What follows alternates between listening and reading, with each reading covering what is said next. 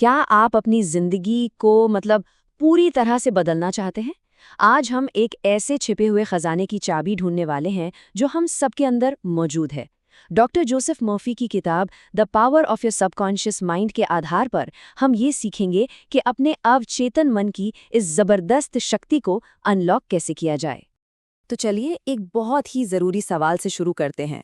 कभी सोचा है आपने कि ऐसा क्यों होता है कि कुछ लोग बड़ी आसानी से कामयाबी, पैसा और अच्छी सेहत हासिल कर लेते हैं, जबकि दूसरों को हमेशा स्ट्रगल करना पड़ता है?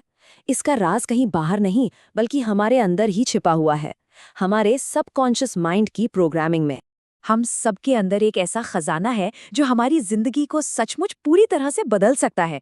बस हमें उसे पहचानने और सही तरीके से इस्तेमाल करने की जरूरत है। इसे एक बहुत सिंपल एग्जाम्पल से समझिए। एक चुंबक वाला लोहे का टुकड़ा अपने से 10 गुना ज्यादा वजन उठा सकता है, लेकिन एक साधारण लोहे का टुकड़ा उतना भी नहीं उठा सकता।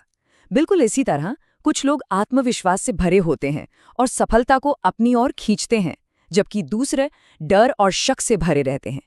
ये सब हमारे सबकॉन्शियस माइंड की शक्ति का ही खेल है। तो ये सब होता कैसे है? देखिए, हमारे दिमाग के दो हिस्से होते हैं। एक है कॉन्शियस माइंड यानी हमारा सचेत मन, और दूसरा है सबकॉन्शियस माइंड यानी अवचेतन मन। हमारा कॉन्शियस माइंड एक जहाज के कप्तान की तरह है, जो सोचता है, लॉजिक लगाता है, फैसले लेता है। लेकिन उसके पास सिर्फ 10% शक्ति होती है। असली पावर तो 90% वाले सबकॉन्शियस माइंड के पास है, जो एक बहुत बड़े जहाज की तरह है, और वो लॉजिक नहीं, सिर्फ भावनाओं की भाषा समझता है। और कमाल की बात तो ये है कि ज्यादातर लोग अपनी इस 90% शक्ति का इस्तेमाल ही नहीं करते। चलिए इसे एक बगीचे के उदाहरण से समझते हैं। ये सबसे आसान तरीका है इसे समझने का। आपका कॉन्शियस माइंड माली है और आपका सबकॉन्शियस माइंड एक उपजाऊ जमीन की तरह है। अब आप जैसे बीज बोएंगे, फसल भी तो वैसी ही उगेगी ना। अगर आप दिन भर नाकामी, बीमारी या गरीबी के विचार बोएंगे, तो आपकी जिंदगी में वही सब उगेगा।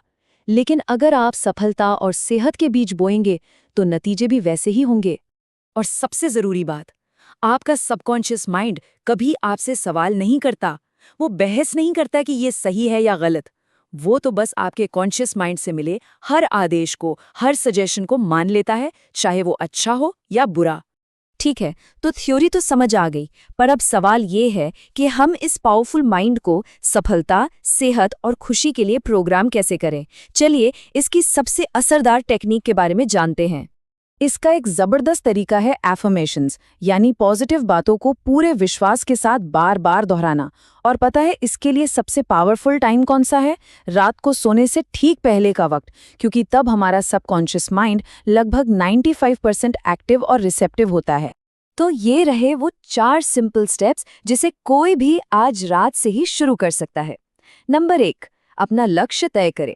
नंबर 2, उसे अपनी ही आवाज में एक छोटे पॉजिटिव मैसेज में रिकॉर्ड करें। नंबर 3, जब आप सोने के लिए लेटें तो उसे आराम से सुने। और नंबर 4, जो सबसे जरूरी है, उसे सिर्फ सुने नहीं, बल्कि पूरी भावनाओं के साथ महसूस करें, विजुअलाइज करें जैसे वो सच हो चुका है। अब आप सोच रहे होंगे कि ये विजुअलाइजेशन और भावनाएं ये इतनी जरूरी क्यों हैं?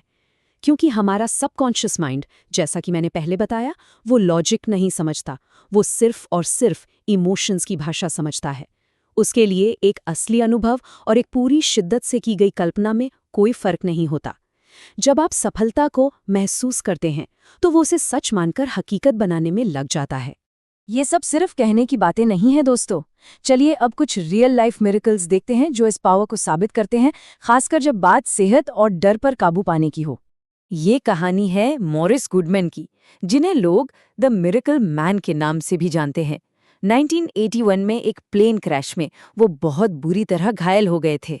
जरा सोचिए, उनकी रीढ़ की हड्डी टूट चुकी थी, 103 हड्डियां चकनाचूर हो गई थीं, और वो सांस तक नहीं ले पा रहे थे। डॉक्टर्स ने तो साफ साफ कह दिया था कि इनका बचना नामुमकिन है। लेकिन मॉरिस, उन्होंने अपने दिमाग में सिर्फ एक ही थॉट को जगह दी।